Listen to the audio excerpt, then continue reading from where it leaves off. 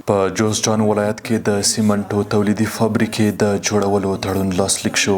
د ریاست الوزرا اقتصادي مرستیال محترم ملا عبدالغني برادر اخوند په حضور کې نن د روان 1403 لمریز کال د عقرب میاشتې په 8 نیټه د جوزجان ولایت په یتیم طاق سیمه کې د کانونو او پټرولیم وزارت او اویا ترکي شرکت ترمنځ د سیمنټو لویې تولیدي فابریکې د جوړولو تړون لاسلیک شو.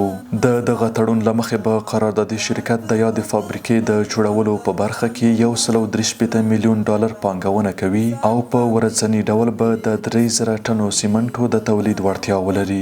د کانونو او پټرولیم وزارت مسؤلین وایي دا تړون چې له مخې به یاد ترکي شرکت د سیمنټو د اکتشاف، استخراج، تولید او ټولنیزو خدماتو په برخه کې پانګونه کوي د 10 کلونو لپاره په پام کې نیول شوی دی.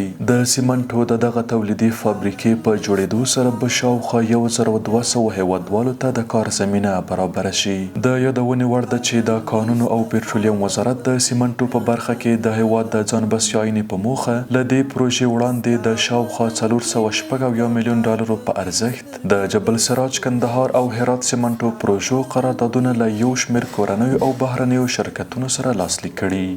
جوړې بدې شاړې کړم، ښایسته به دې څو چنده کړم.